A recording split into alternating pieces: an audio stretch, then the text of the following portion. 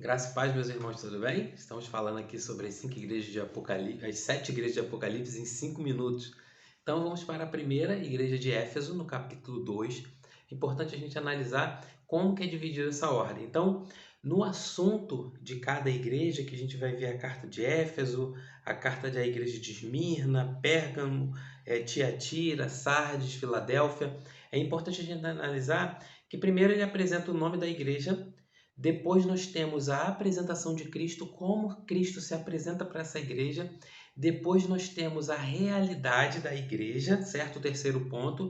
Depois nós vamos ver a acusação de Cristo e a solução para o problema. Se a gente analisar por essa ótica, vai ser muito fácil a gente entender cada igreja. Então o apóstolo João ele está tendo a revelação do Cristo ressurreto a respeito das 7 igrejas que representam as igrejas do mundo todo.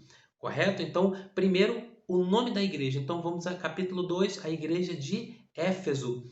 Qual era o problema, como essa igreja estava vivendo a vida cristã. Correto? Então, primeiro, o nome da igreja. Segundo ponto, a apresentação de Cristo. Como Cristo se apresenta para cada igreja é muito importante você analisar. Então, capítulo 2, versículo 1 de Apocalipse diz: Ao anjo da igreja de Éfeso escreve: Isto diz aquele que tem na mão as 7 estrelas, que anda no meio dos 7 candeeiros de ouro. Então, Cristo se apresenta como aquele que tem na mão as 7 estrelas, representando as igrejas, e ele está no meio dos candeeiros.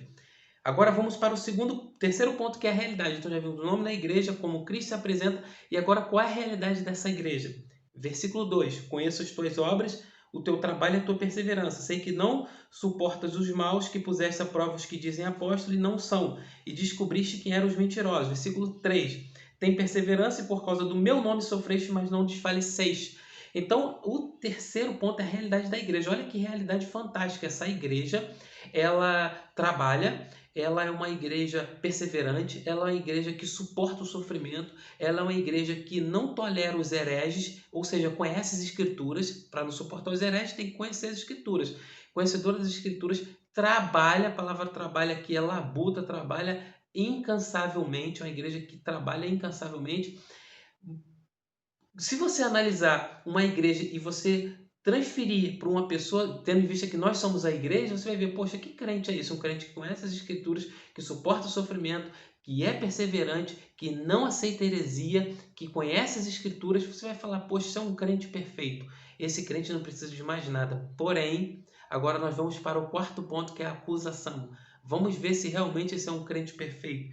Versículo 4: Tenho, porém, contra ti que deixaste o teu primeiro amor. Então, esse crente, essa igreja é acusada de não amar.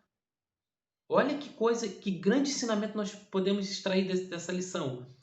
Então, é possível que eu faça tudo isso, que eu conheça as escrituras, que eu trabalhe na obra de Deus, que eu suporte sofrimento, que eu não suporte os hereges, desbanque os hereges, desmascare os hereges, mas eu não tenho amor por Cristo. É possível viver isso, é possível que pessoas façam tudo isso sem amor, só por fazer. Então, vem o quinto ponto, que é a solução para o problema. Qual é a solução para o problema? Versículo 5. Lembra de onde caíste, arrepende e pratica as primeiras obras. Se não te arrependeres, brevemente virei a ti e removerei do seu lugar o seu candeeiro, se não te arrependeres. Então, há um juízo, há um julgamento para essa igreja que está fazendo tudo, está trabalhando, porém sem amor. Agora, interessante você ver como que Jesus se apresenta. Ele se apresenta como aquele que tem as 7 estrelas na mão. Por que Jesus está se apresentando assim? A apresentação de Cristo revela já uma solução para o problema. Ele está querendo dizer para a igreja: por que você está trabalhando tanto? Por que você está tão preocupado em cumprir protocolos, em cumprir preceitos religiosos, tendo em vista que o teu coração já não arde mais de amor por mim? Ele fala: ó, eu tenho tudo na mão. Porque quem trabalha muito é porque está preocupado com a funcionalidade daquilo ali. Só que Jesus está dizendo assim: não precisa se preocupar com a funcionalidade. Eu sou o Senhor. Aqui só tem uma cadeira e só tem um lugar. Eu sou o Senhor. Eu tenho ela nas mãos. Eu tenho as igrejas na mão. Eu tenho tudo na mão. Eu tenho o controle de tudo. Se preocupa em me amar. Não permita que a chama do amor por mim se apague no teu coração. Então isso serve para todos os segmentos da vida. Às vezes num casamento você faz tudo na casa, você faz tudo, mas você já não tem amor para as pessoas naquele lugar.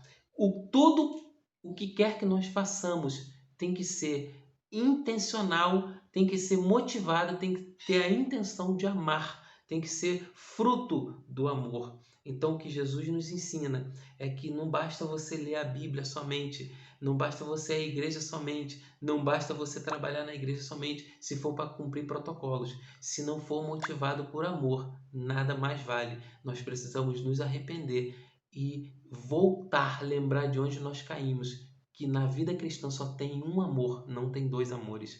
E esse amor nós não podemos perder. Amém? Que Deus nos abençoe na leitura das próximas igrejas.